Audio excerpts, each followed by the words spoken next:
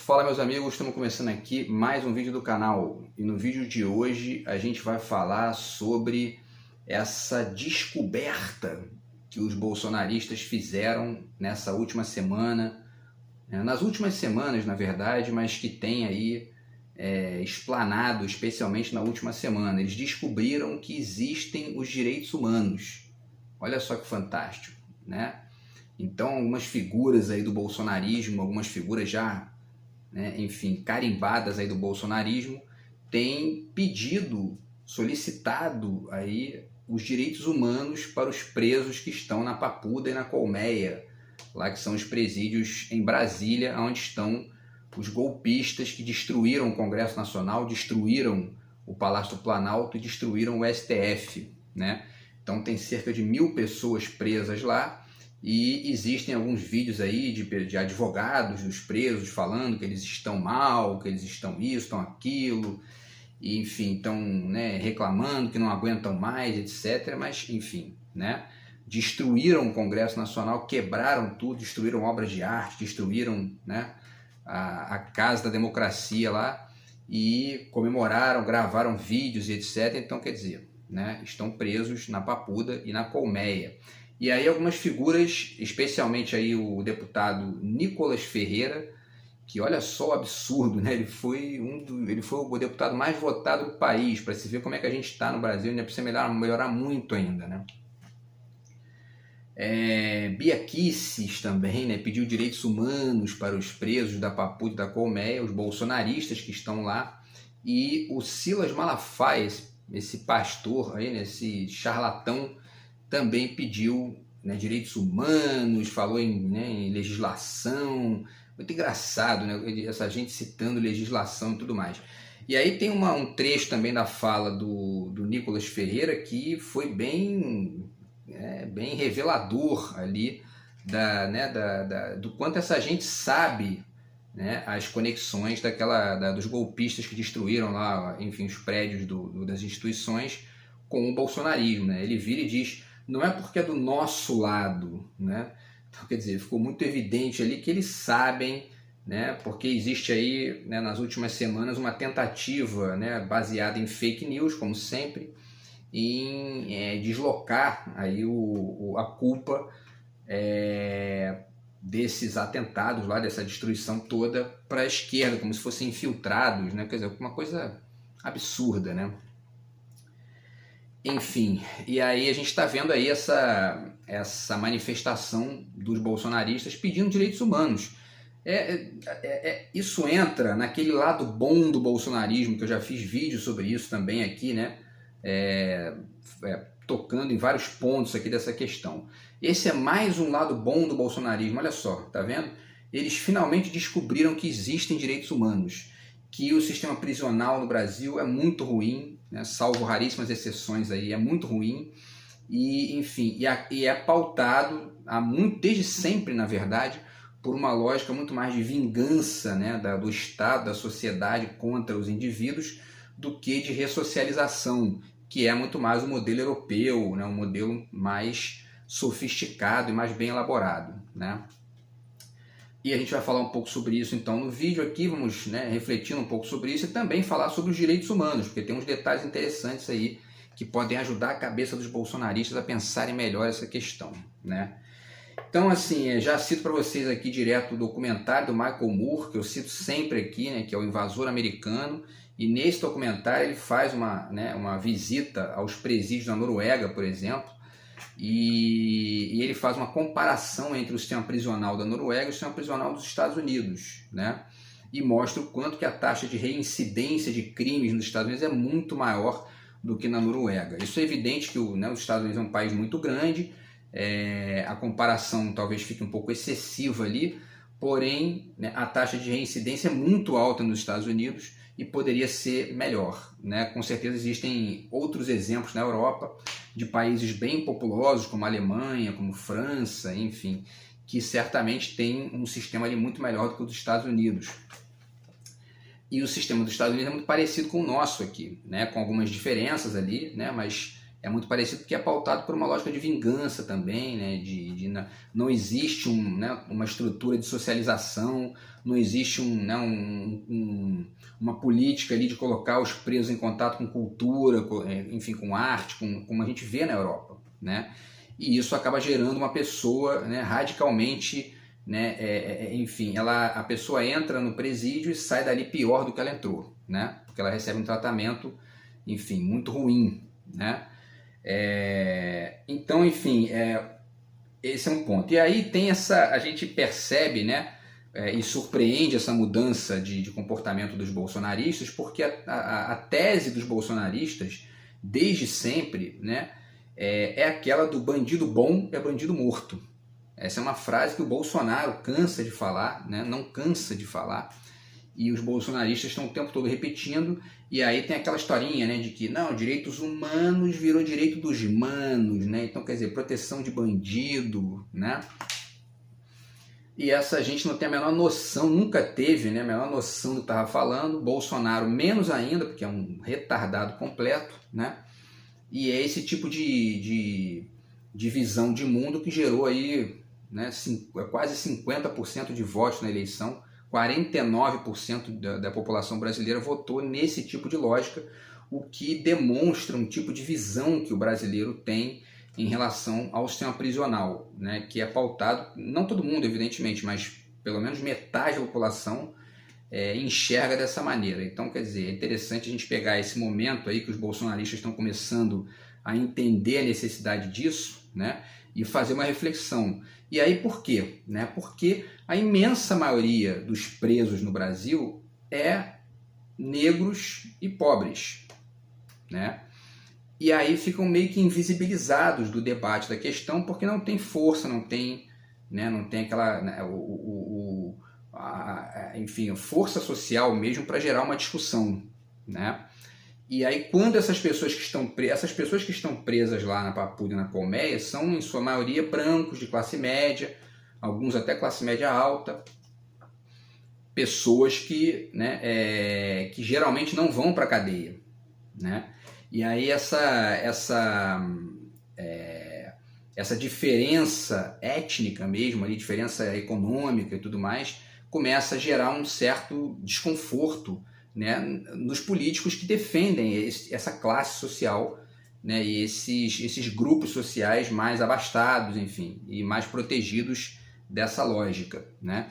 E então isso está sendo muito bom para a gente, né, colocar em questão essa discussão aí, né, do quanto que o sistema prisional brasileiro é problemático, pautado por uma lógica de vingança, né, que gera, enfim, né, que gera um processo ali que o sujeito vai ficar ali preso, sei lá, né, digamos, 5 anos, 10 anos, né, porque ele cometeu um crime.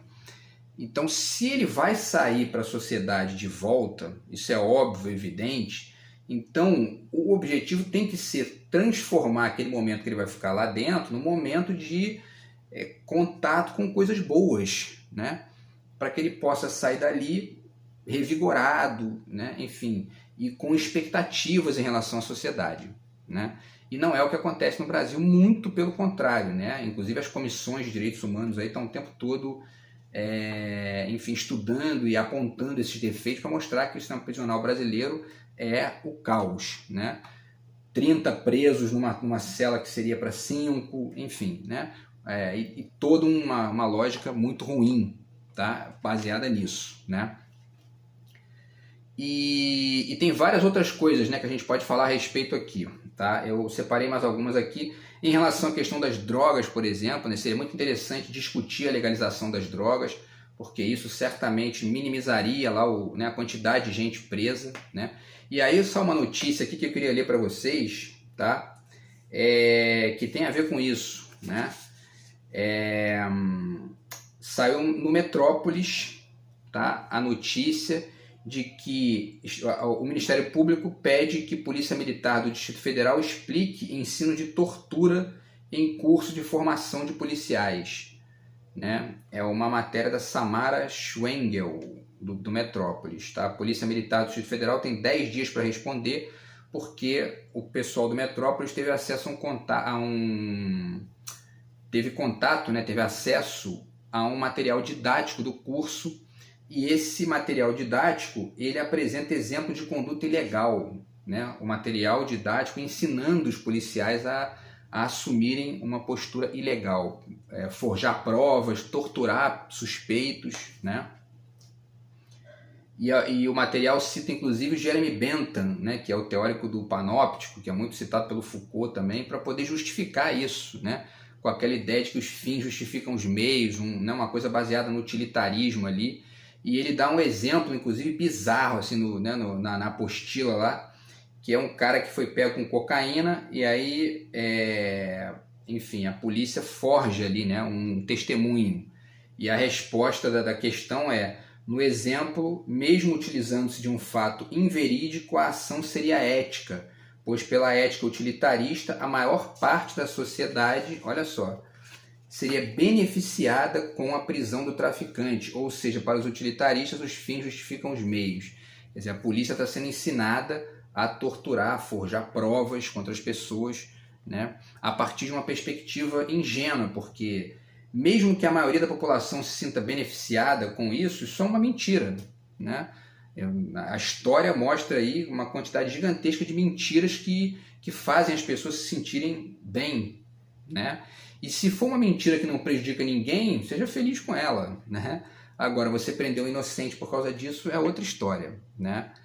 E, para além disso, manter essa lógica de criminalizar o tráfico de drogas, quando o mundo inteiro civilizado está acabando com isso, porque isso gera aí a maioria das pessoas que estão presas no Brasil, nos Estados Unidos, enfim, né, na maioria dos lugares, é por tráfico de drogas, né, uma questão que não vai acabar, né, isso é ingenuidade, ilusão, né, enfim.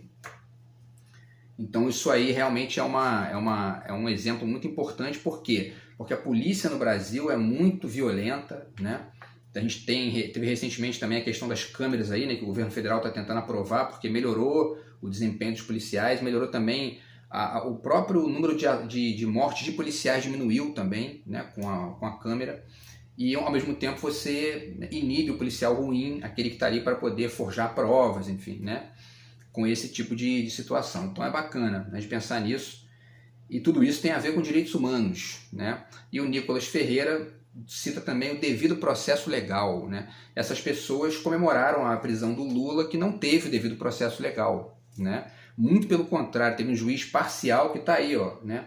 Hoje ofende o PT todo dia, diz que sempre foi oposição ao PT, né? Revelou isso também no discurso lá. Então, quer dizer, e vários equívocos jurídicos no processo, e essa direita que está aí reclamando de direitos humanos comemorou isso.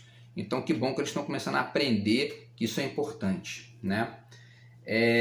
E aí, pessoal, eu vou deixar para vocês o link aqui de um vídeo do Catraca Livre, no qual ele fala, a menina fala, né, sobre a Declaração Universal dos Direitos Humanos, né? Porque a declaração surge em 1948, logo depois da Segunda Guerra Mundial, e surge justamente por conta dos horrores do nazismo, né? Os horrores dos campos de concentração e tudo mais. Porque aquela barbárie toda chegou a um nível tão violento que os países começaram a se reunir para tentar, né, estabelecer ali uma série de direitos que as pessoas teriam que ter, né, atendidos para ter uma vida digna, para ter uma vida, né, enfim, com as suas... com benesses, com situações ali positivas e bacanas, tudo muito bem elaborado, né? E aí, nesse vídeo, olha que interessante, tá? Porque a gente está vivendo isso no Brasil agora, né? Essa questão dos direitos humanos, a direita, a extrema-direita, finalmente descobriu isso.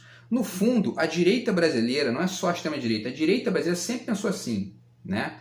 Não é à toa que os presídios brasileiros são do jeito que são, né? Porque a maioria das cidades brasileiras é governada pela direita, enfim. O Congresso é majoritariamente de direita, então, quer dizer, as leis são sempre aprovadas, né, tem que fazer barganha com a direita para aprovar tudo no Brasil, né?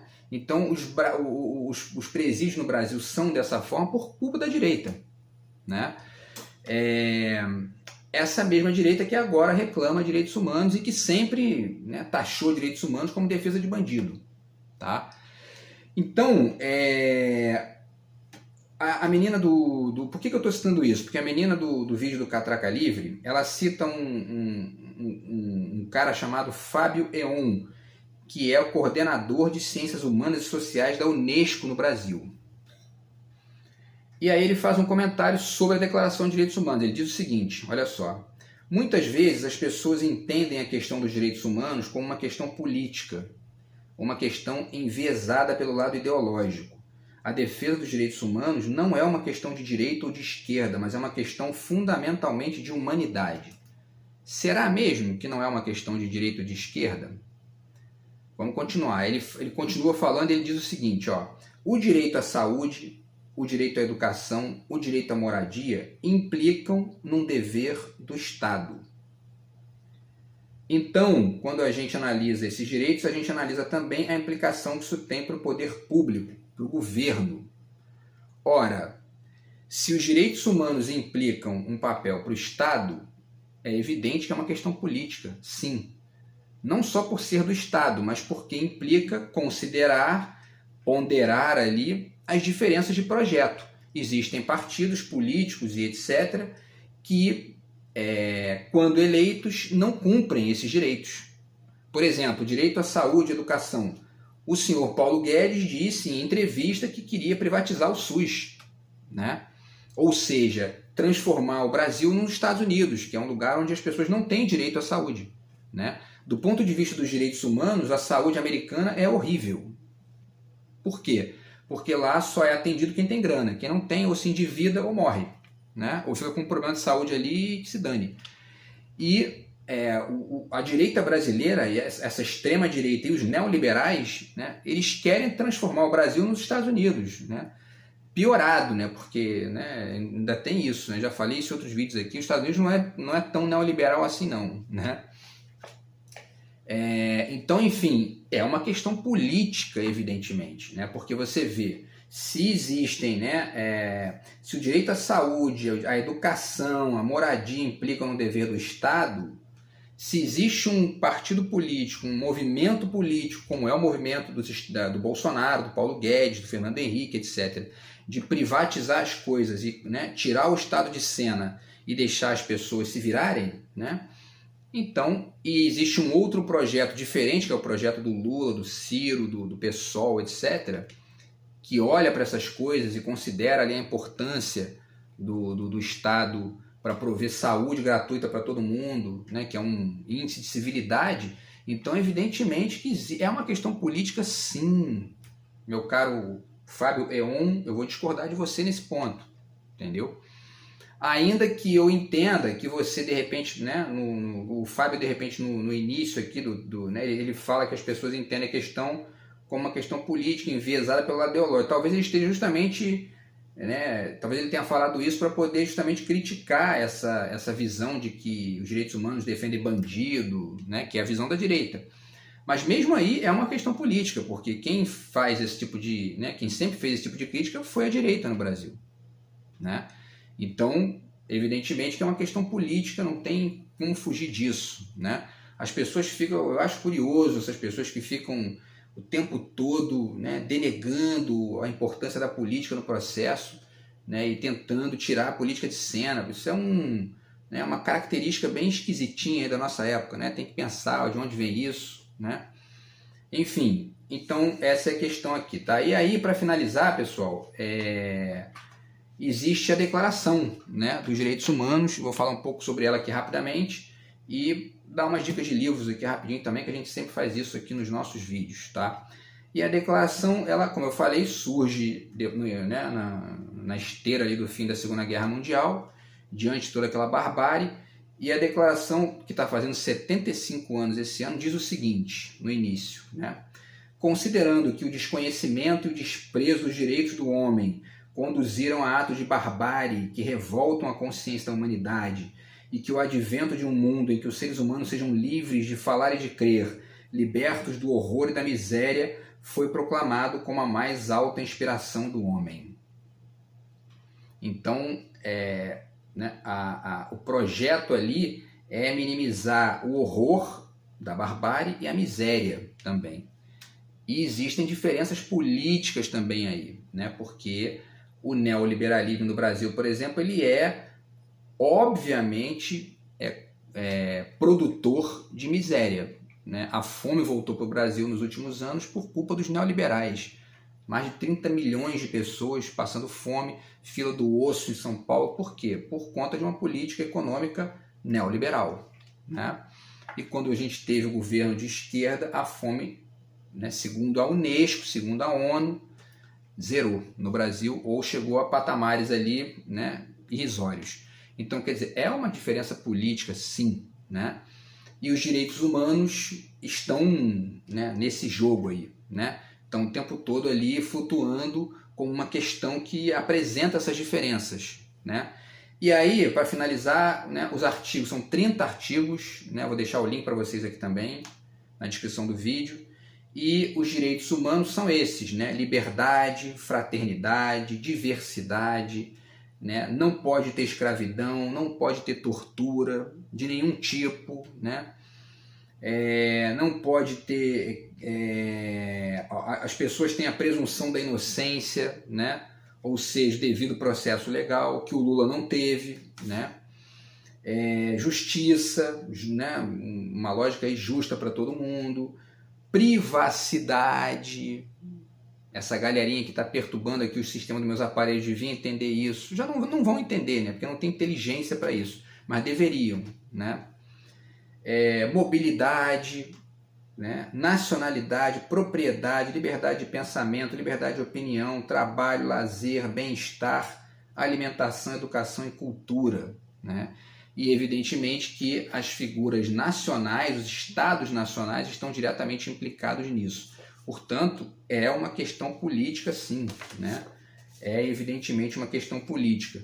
E por ser uma questão política, a gente tem que fazer sempre essa lógica comparada, esse estudo comparado, né? Do Brasil com outras experiências, como por exemplo os Estados Unidos e a Europa, né? Para poder conectar os bons exemplos com a lógica brasileira, né? E ao mesmo tempo resolver outras questões internas que a gente tem para resolver aqui também, né? Como a educação pública, que tem que melhorar muito, né? Porque quanto mais a educação melhora, mais as oportunidades aparecem e as pessoas vão ficando mais civilizadas, né? E aí, obviamente, os crimes diminuem e, evidentemente, que você não tem tanta necessidade assim de ter presos, né? E essa questão dos direitos humanos vai ficando mais pontual, né? E outras questões, né, que a gente tem que resolver, saúde pública, enfim. Mas isso passa sempre pela política, tá? E aí, para finalizar, eu vou deixar alguns livros aqui para vocês, tá? Esse livraço aqui do Drauzio Varela, Estação Carandiru, muito importante. Ensina muito a perceber essas questões de direitos humanos, né? Como era na época que ele escreveu o livro e em grande medida continua sendo.